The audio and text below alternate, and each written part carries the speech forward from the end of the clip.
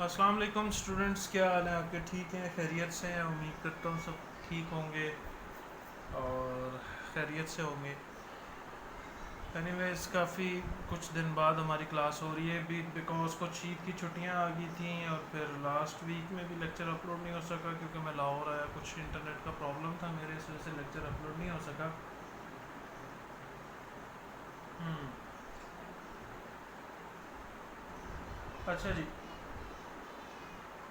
अब हम कोशिश करेंगे कि हम जल्द ही जो है अपने तमाम लेक्चर्स को जितना भी करना है हम कंक्लूड कर लें और टॉपिक्स को कंप्लीट कर लें जो पढ़ने हैं हमने। और सेकंड जो चीज़ इम्पॉर्टेंट है वो मैं आप लोगों को बताना चाहता हूँ, अभी इस पर मज़ीद भी अभी फ़ैसला हो रहा है, डिसीजन हो रहा है अबाउट योर फाइनल एग्ज़ाम्स और फाइनल एवेल्यूएशन। उसके बारे में कुछ यूनिवर्सिटी मैनेजमेंट कह रही है कि जी एमसीक्यूज़ बेस्ड आपका फ़ाइनल एग्ज़ाम होगा, उसमें एमसीक्यूज़ होंगे और हर स्टूडेंट के एमसीक्यूज़ डिफरेंट होंगे, एक जैसे नहीं होंगे। तो उसकी बेस पे आपकी एवेल्यूएशन की जाएगी फाइनल एग्ज़ाम्स की।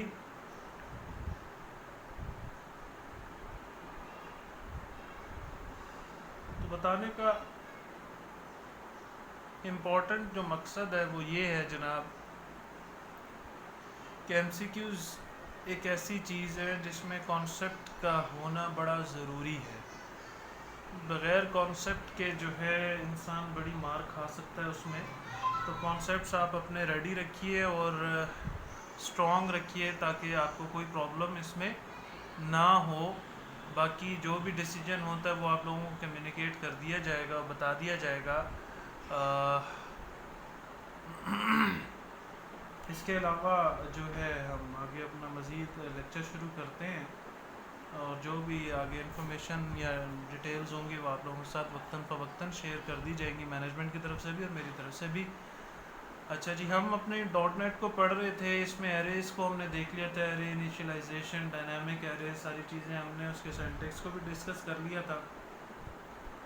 आज कुछ हम आगे मज़ीद चीज़ें। अच्छा, एक और चीज़ मैं आपको बताना चाहता हूँ कि एमसीक्यूज़ आपके तैयार हो रहे हैं और जितने भी एमसीक्यूज़ हैं आपके होंगे उसी में से ही जो मैंने आपको गाइड बुक दी हुई है स्टडी करने के लिए, उसी में से ही मैं बना रहा हूँ एमसीक्यूज़। तो उसको साथ उसके साथ सिंक्रोनाइज जो है आप रहिएगा।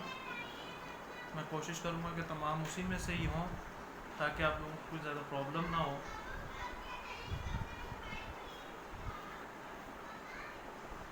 आगे आज कुछ चीज़ें हम देखना शुरू करते हैं जो हमने करनी है। अच्छा, एक नेम स्पेसेस के बारे में एक चीज़ और आपको मैंने डिस्कस करनी थी। एक सेकंड ज़रा प्लीज़ वेट कीजिएगा।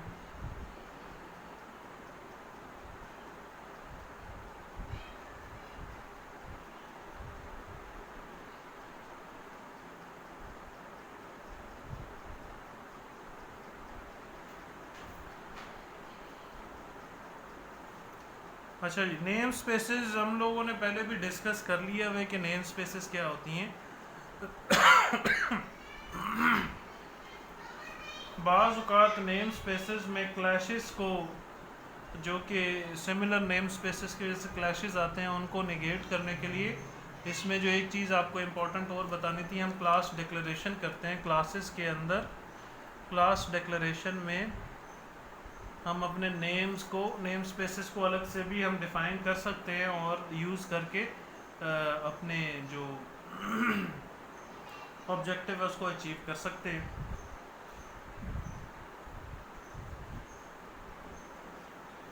इसमें जनाब बेसिकली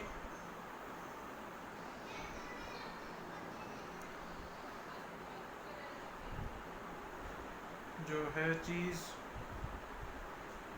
ऐसे कि आपकी जो डॉट नेट का जो हमारा फ्रेमवर्क है, इसमें थाउजेंड्स ऑफ जो टाइप्स हैं वो डिफ़ाइन की गई हैं। तो इसमें बाज़ वक़्त क्लैशेस के आने का ख़दशा रहता है, इम्कान रहता है। तो क्लैशेस को निगेट करने के लिए हम मुख्तलिफ़ क्लासेस को डिफ़ाइन करते हैं। उन क्लासेस में हम लोगों के पास एक एज आ जाता है, एक प्लेटफॉर्म आ जाता है कि हम अपनी नेम स्पेसेस को आइडेंटिकली जो है हम डिफ़ाइन कर सकें, यूटिलाइज़ कर सकें हमारे अपने मकासद के लिए, ऑब्जेक्टिव्स के लिए। ये भी एक डॉट नेट का फ़ीचर है जो कि हमें एम्पावर करता है।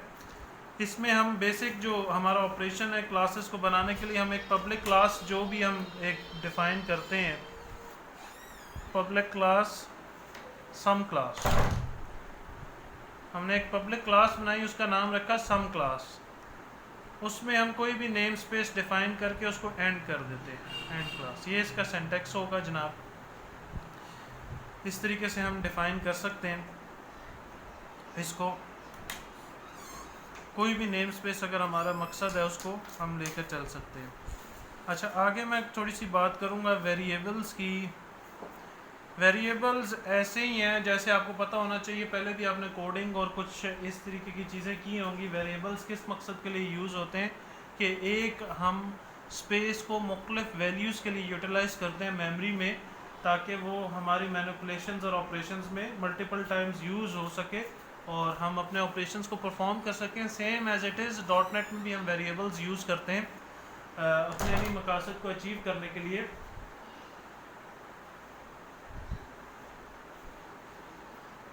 इसमें जो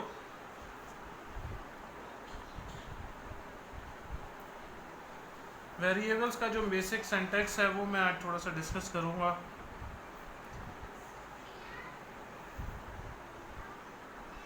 डेम आई एज इंटीजर, ये सबसे बेसिक इसका सिंटैक्स है वेरिएबल्स डिक्लेरेशन का।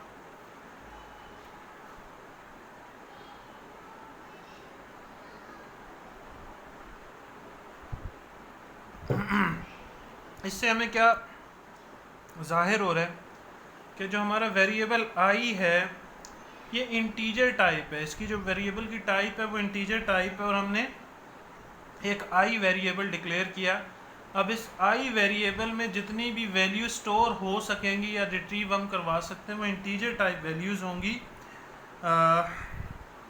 इस तरीके से हम बेसिक इनिशियलाइजेशन और डिक्लेरेशन करते हैं वेरिएबल की।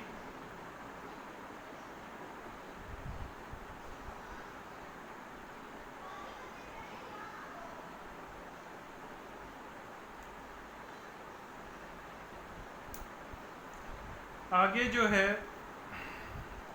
इसकी कुछ टाइप करैक्टर्स जो हैं वो मैं आपको बता देता हूँ। इसमें जो हमारे पास जिस तरीके से इंटीजर टाइप है, इसी तरीके से हमारे पास जो डिफरेंट वैल्यूज़ आती हैं वो हमारे पास डेसिमल की आती है, डबल की आती है, इंटीजर लिख लिया हमने, डिस्कस कर लिया, लॉन्ग की आती है, सिंगल और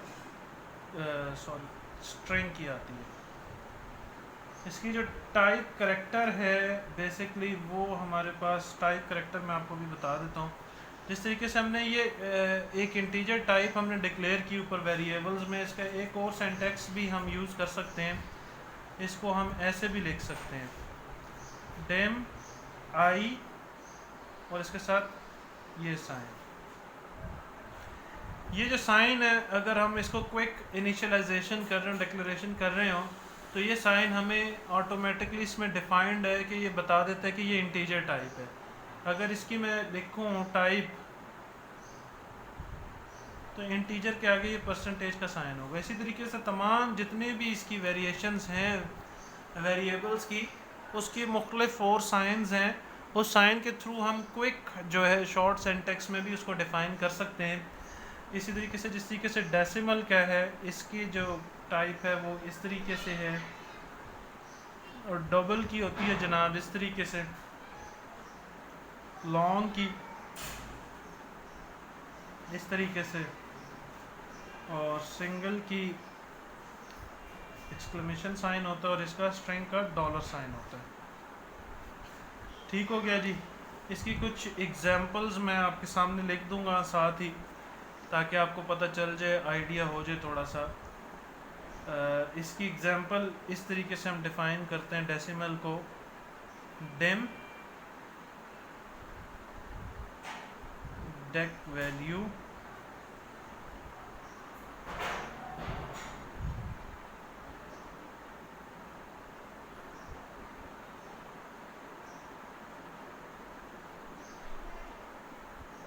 ये अगर हम डेसिमल वैल्यू को डिफ़ाइन करते हैं तो इस तरीके से हमारी डिफ़ाइन हो जाती है।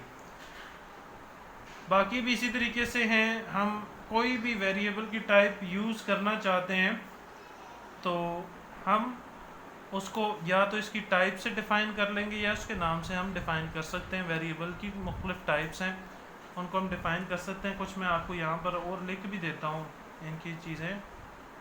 डिम डबल के लिए डी वी एल वैल्यू,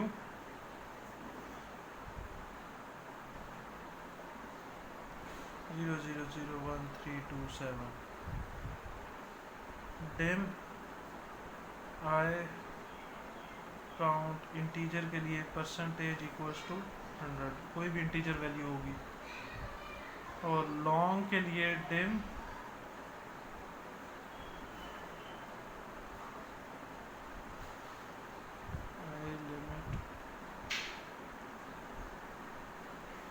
कोई भी वैल्यू इस तरीके से।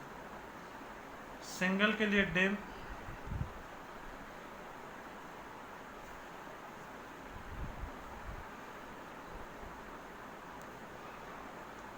और इसी तरीके से स्ट्रिंग के लिए dim string input $sign equals to. ये मुख्तलिफ इसकी टाइप्स हैं वेरिएबल्स की। अच्छा जी, इसमें इनिशियलाइजर्स होते हैं वेरिएबल, ये इसकी टाइप्स होगी मुख्तलिफ चीज़ें। अब इनिशियलाइजर्स क्या होते हैं? इनिशियलाइजर्स में अगर हमने वैल्यू को फिक्स करना हो, फॉर एग्जांपल मैं डिक्लेयर करता हूँ dim I as integer equals to 10, इसको इनिशियलाइजर हम कहेंगे। अगर हमने कोई भी वैल्यू इनिशियलाइज करना, डिक्लेयर करनी है, इसका एक और भी सिंटैक्स है, उसको भी हम लिख सकते हैं ऐसे डिम आई एज इंटीजर। इस तरीके से हमने ऊपर इसको डिक्लेयर किया था और नेक्स्ट लाइन में हम इसको वैल्यू दे देते हैं, साइन कर देते हैं, तो ये हमारे इनिशियलाइजर्स हो जाएंगे। इस तरीके से हम वेरिएबल्स को डिक्लेयर करते हैं। मुख्तलिफ टाइप्स मैंने आपको बता दी वेरिएबल्स की क्या होती हैं, और उसको डिक्लेरेशन के बारे में आपको चीज़ें बता दी थोड़ी सी, और इसमें ऐसा कुछ भी नहीं है सर। और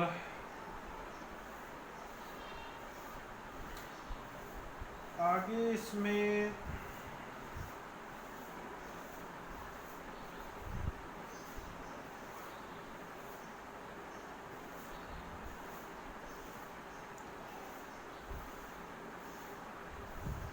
अच्छा, इसमें एक चीज़ और है,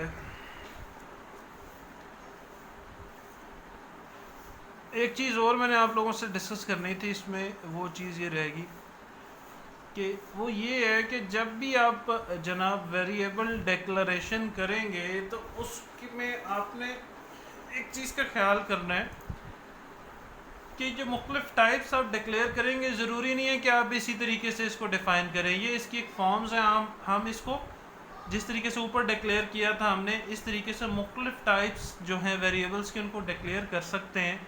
चाहे हम एक इस सिंगल उसकी वेरिएबल टाइप के साथ करें या फिर उसके साइन के साथ, जो टाइप का साइन है उसके साथ डिक्लेयर करें, ये हम पे डिपेंड करता है। चाहे हम उसको वैल्यू इस तरीके से साइन कर रहे हो तो हम इस तरीके से भी कर सकते हैं, या फिर इनिशियलाइजर्स के थ्रू, जिस तरीके से हमने नीचे इनिशियलाइजर्स को देखा, अगर इनिशियलाइजर्स को यूज़ करते हुए हम इन वेरिएबल्स को लेकर चलना चाहते हैं तो हम उस तरीके से भी कर सकते हैं।